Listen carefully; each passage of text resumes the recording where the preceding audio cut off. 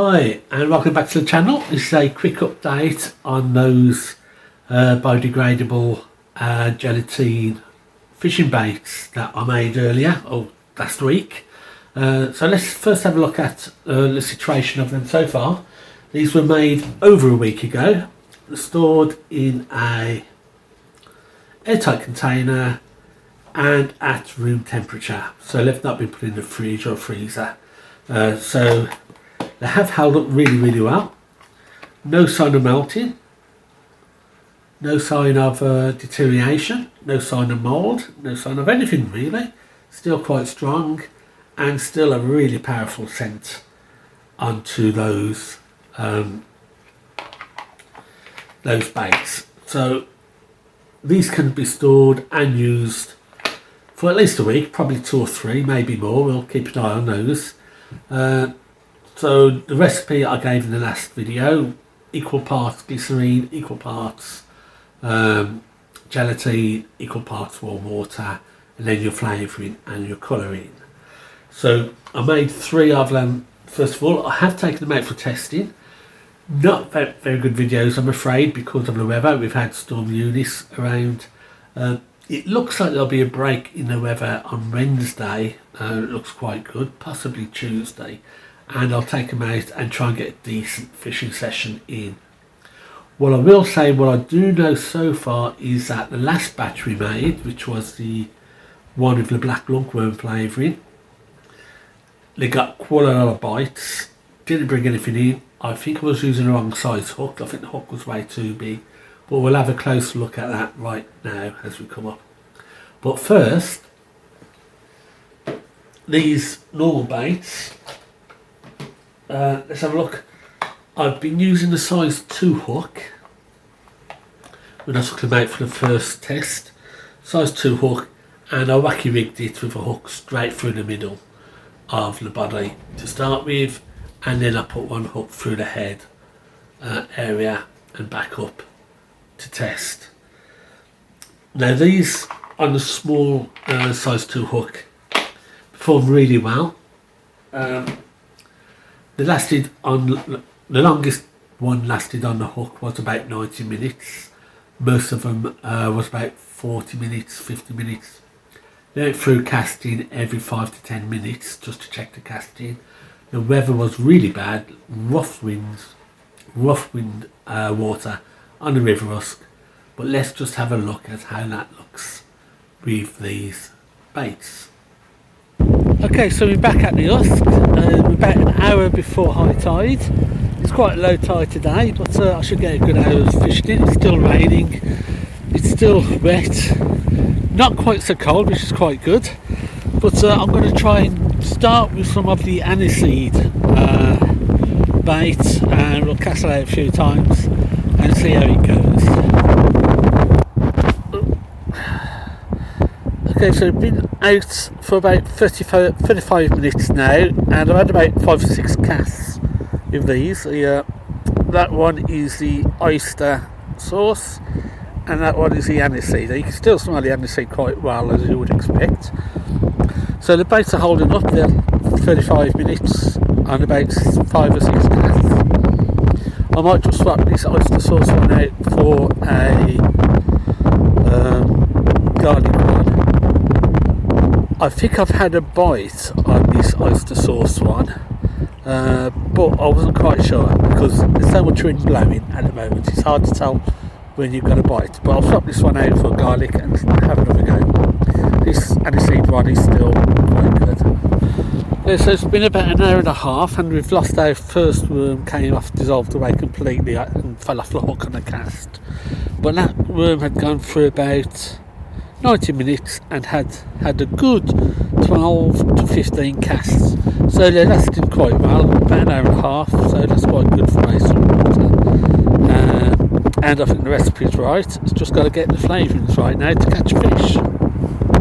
Okay, so that's it. I've been out about an hour and a half. I've done the test. I've just had one last cast and then heading back because it's still cold, it's windy, not quite so damp, but the light's going, so another 10 minutes and then maybe I'll head off and just have a closer look at what's left over. So that was my first test session.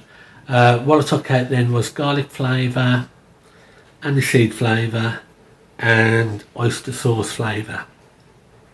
I got most of my bites in that session on the oyster sauce flavour. So that was really quite good. That's a good flavour to try. But that's the size hook I was using. It's size 2 hook. And I'll just show you the hooking. So this is the oyster sauce flavour worm. The first rig I tried was 2 hooks and just straight through the middle like that. A wacky rig setup. And that got the most bites, most impact, and lasted longest on the hook, surprisingly. Straight through like that, lasted up to 90 minutes with lots of castings. The other method I use is just like a standard hook. We just put it straight through the head, straight down, and then work it around.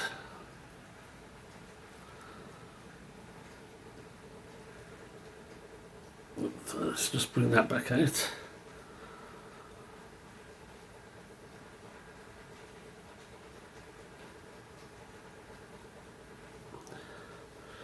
So there you go, through the hook, through the head, and the hook back out, and that way.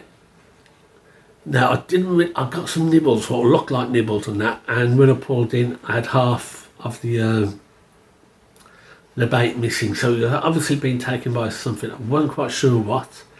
I didn't have any definite bites for me to bring anything in. Didn't lose anything, but it was certainly having a much more impact on the fish when I had it hooked up in the ricky rat. Again, this one lasted 40 to 50 minutes and was eaten before it actually came off the hook. I often left with just the top end. So works really well in water and a great way to fish ecologically. But let's have a look at the last batch I made was the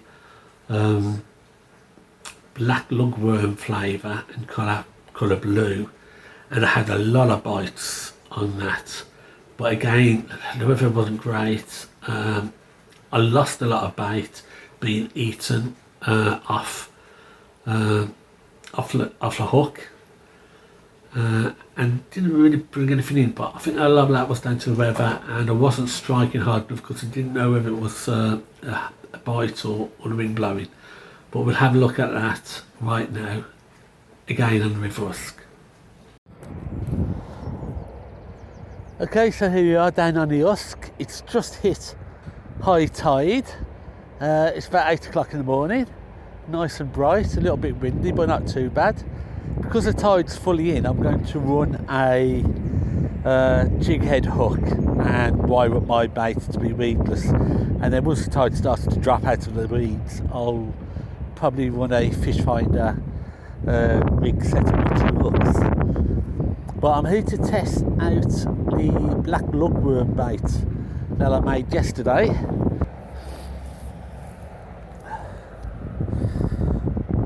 Click, tighten up.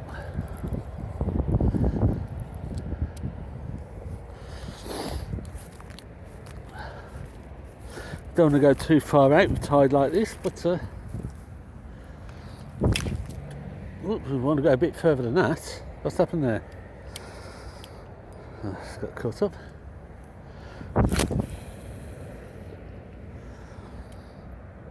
Let's give it a bit of a few minutes to just, and then let's put up. Oh yeah.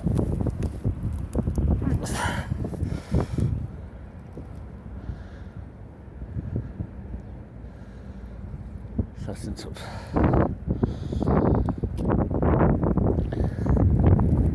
And there we go, we're all set up. So we'll turn it back on if you get any bites. But I need to get my sunglasses out because it's pretty bright.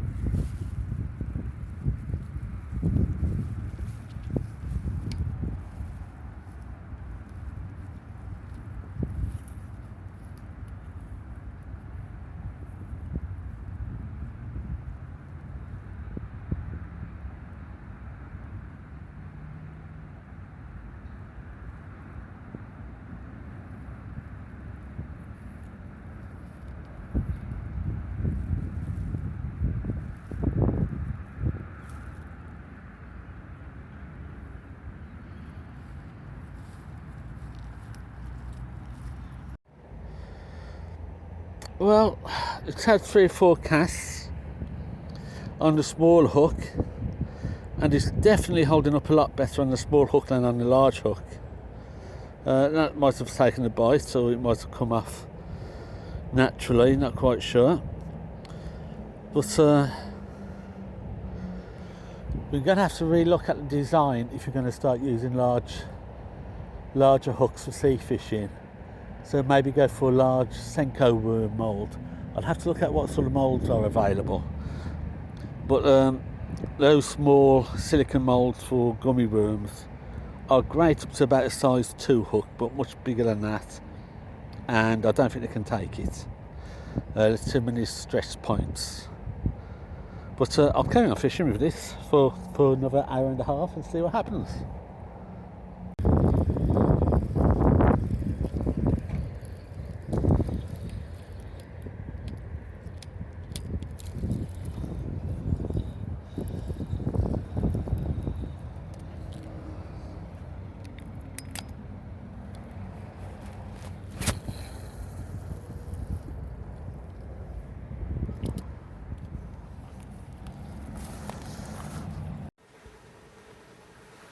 Okay, so there you see, I was losing a lot of bait. I think it was mainly from bites. The rig I was using there was a very heavy 20 gram jig hook, and I was losing bait up around that area. I think that the main problem was that the hook was just too big for the bait, and it wasn't being sucked in. It was breaking off when the fish was taken up rather than being poured into the mouth. So that's, I think, you've got to be very careful of his hook size. Whenever it breaks and I go back out, I'm going to be using a smaller 7 gram jig hook and kit it up like that, and that hopefully should have a much better impact. The other thing, of course, is that I've been using the size 2 hook as well on that second one out, and again we had a lot of bites on that. I very nearly brought one in.